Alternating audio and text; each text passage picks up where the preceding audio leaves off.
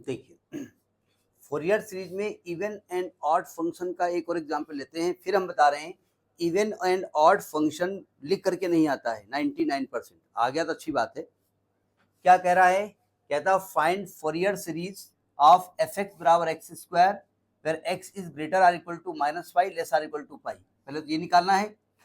Hence hence का मतलब होता है कि by using the result obtain from this result. मतलब इससे जो मतलब जब मैं हेंस लिखता हूँ तो मैं इसको अलग से नहीं प्रूव कर रहा हूँ, जो रिजल्ट मेरा आया है उसी की हेल्प से हम निकालेंगे। Pi square upon 6 is equal to sigma N varying from 1 to infinity 1 upon N square और pi square by 12 is equal to sigma N varying from 1 to infinity -1 to power N plus 1 upon N square.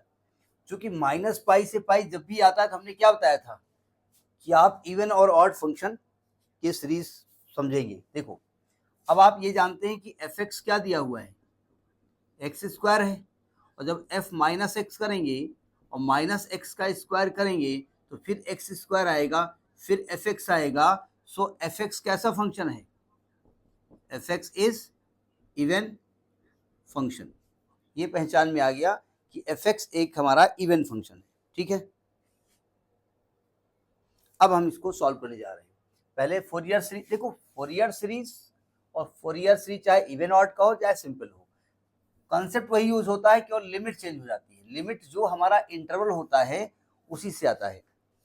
तो आप जानते हैं Fourier series F S लिख दें of F x. क्या बताया गया था?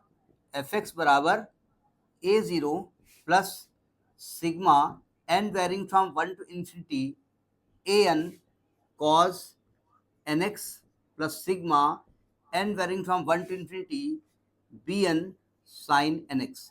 बस वैल्यू यही रखने वाले हम हैं। अब देखो, नाउ मैं ए जीरो निकालने जा रहा हूं। अब देखो, ये माइनस पाई से पाई का कॉन्सेप्ट है, तो ए जीरो कैसे निकलेगा?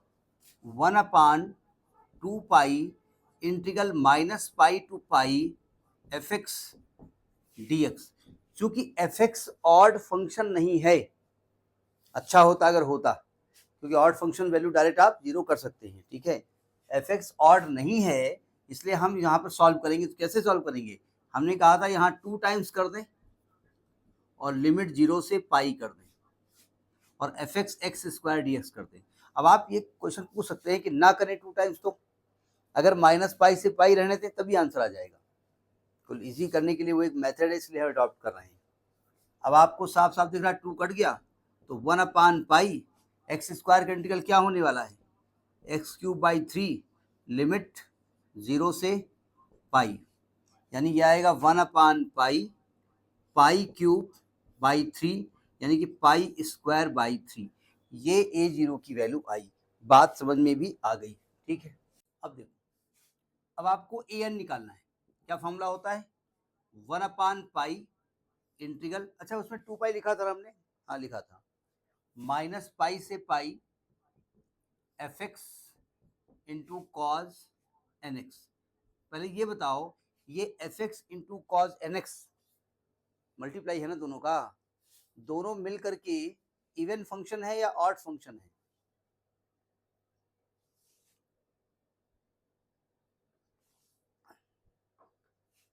F X into cos N X, दोनों को अगर मल्टीप्लाई कर दे तो दोनों मिलकर के इवन फंक्शन होंगे या ऑड फंक्शन होंगे?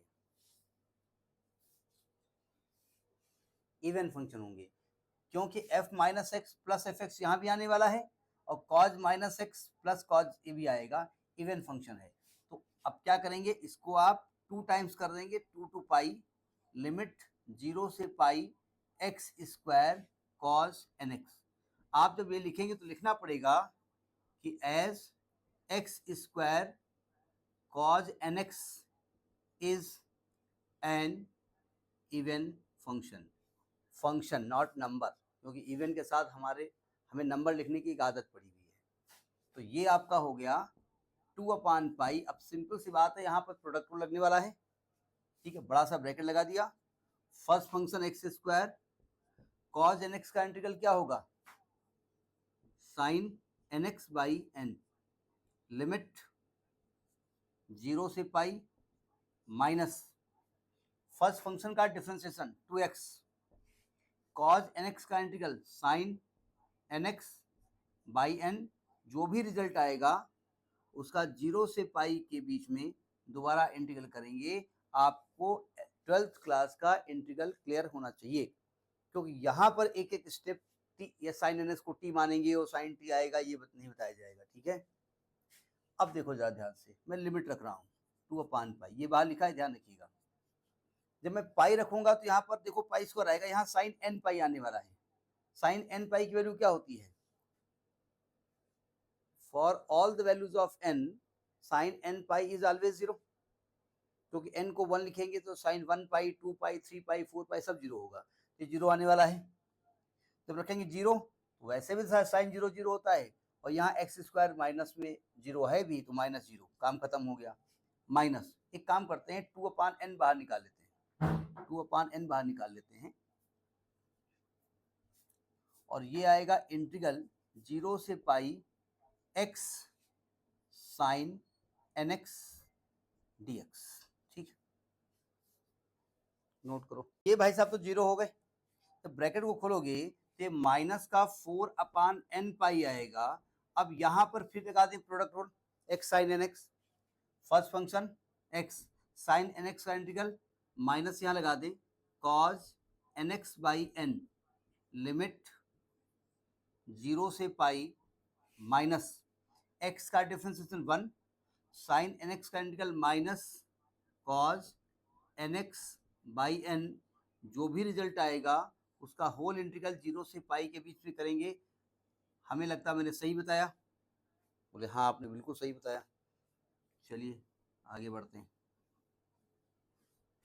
देखो -4/n पाई, देखो ये माइनस बाहर लिखे दे रहे हैं फिलहाल, हम पहले रखेंगे 0 सॉरी पाई, तो आएगा pi by n cos n पाई, और माइनस जब 0 करेंगे तो 0 आने वाला है, क्योंकि x 0 में आ रहा है, तो 0 आ गया।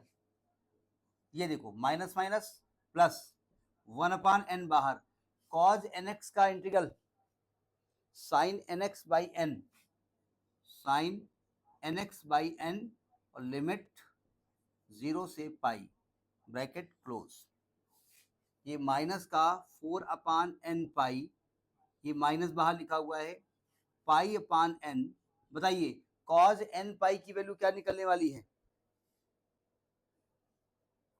कॉज n पाई, इसके पहले बता चुके हैं हम, -1/n, याद करिए, क्योंकि हमने कहा था जब n ऑड मल्टीपल ऑफ पाई होगा तो वैल्यू -1 आने वाली है। कॉस पाई 3 पाई 5 पाई सब -1 होता है, और जब इवन मल्टीपल होगा ये 2 पाई 4 पाई तो 1 होता है। तो अगर यहाँ भी हम -1/n करें तो जब भी n ऑड होगा तो निगेटिव आने वाला है। ठीक है, और ये bracket close, plus 1/n square कर देते हैं, यहाँ लिमिट रखो तो आएगा sine n pi minus sine 0। Sine n pi की वैल्यू क्या है? 0, क्योंकि भाई आप जानते हैं कॉस साइन पाई 2 पाई 3 पाई कुछ भी हो 0 होने वाला है। तो जब इसको खोलेंगे, देखो ध्यान से, तो क्या, अच्छा एक चीज देखो जरा ध्यान से, बहुत सावधान, हमें दिख रहा, वही तो पूरा स्टेप 0 हो गया, हमें दिख रहा -1n+1 लिख सकते हैं, लेकिन माइनस माइनस प्लस हो जाएगा ना, तो इसको हम डायरेक्ट 4/n पाई और into pi by n into -1n, पाई से पाई कट गया, यानी कि इसको आप 4/n स्क्वायर -1n ले सकते हैं। यानी an की जो वैल्यू आ गई वो आ गई 4/n स्क्वायर -1n। ठीक है, bn क्या निकलने वाला है? 1/पाई minus pi to pi fx into sine nx। ये बताइए fx तो इवन फंक्शन था, साइन nx ऑड फंक्शन था। इवन बोले तो जब -x रखेंगे तो fx पॉजिटिव आने वाला है, साइन nx निगेटिव आने वाला है, तो दोनों का मल्टीप्लाई करने पर निगेटिव आएगा पॉजिटिव आएगा? निगेटिव आएगा ना। तो ये दोनों मिला करके मल्टीप्लाई जो लिखे हैं ये इवन है ऑड है? ऑड फंक्शन है ना, तो वैल्यू 0 हो जाएगी। तो आप लिखेंगे as fx into sine nx is an odd function, ठीक है। तो यानी आपको a0 की वैल्यू मिल गई, an की वैल्यू मिल गई और bn की वैल्यू मिल गई। तो हम इन वैल्यूज को उठा करके क्वेश्चन नंबर 1 में पुट कर देते हैं। करिए, ये तो लिख लिया होगा ना, जो एक लाइन का था। तो लिखेंगे putting a0, an and bn in equation 1। तो fx बोले तो x squared is equal to a0 बोले तो pi square by 3 plus sigma n varying from 1 to infinity an 4 upon n squared minus 1 to power n cos nx, और ये zero आने वाला है तो कोई मतलब ही नहीं है। तो ये आपका फोरियर एक्सपेंशन या Fourier series of given function हो गया। बात समझ में ये भी आ गई। अब देखिए, आपको पहला पार्ट प्रूव करना है। Pi square by 6 is equal to sigma n varying from 1 to infinity 1 upon n squared. देखो, ये तो मेरे दिमाग में आ रहा है कि भैया यहाँ पर -1 की पावर n नहीं होना चाहिए। नहीं, बात समझ में ही नहीं आई। तो आपको कुछ ऐसा करना पड़ेगा कि -1 की पावर n ना आवे। तो मैंने एक काम किया, देखो यहाँ -1 की पावर n पहले से आ रहा है ना, अगर इसमें इनटू में -1 की पावर n दोबारा आ जाए तो क्या -1 की पावर 2n ये +1 आ जाएगा? तो हमको साफ साफ दिख रहा है, अगर मैं x की जगह पाई रख देता हूं तो यहाँ cos n पाई आएगा। यहाँ पर क्या आने वाला है? cos n पाई आने वाला है। और cos जब सिग्मा खोलोगे तो cos पाई आएगा, 2 पाई आएगा, 3 पाई आएगा। तो जो इवन मल्टीपल ऑफ पाई होंगे वो 1 होंगे, ऑड मल्टीपल -1 होंगे, यानी ये -1 पावर n आने वाला है ना। तो आप क्या करेंगे, x को पाई रख दीजिए। मतलब ये हमको देखना पड़ेगा, हमारा जो प्रूफ है ना उसको देख के देखना पड़ेगा कि हमारा रिक्वायरमेंट क्या है। हमारी रिक्वायरमेंट क्या है, हमारा नहीं। क्या करेंगे, put x is equal to pi कहाँ रखेंगे, इन इक्वेशन स्टार, मैंने स्टार लिख दिया है।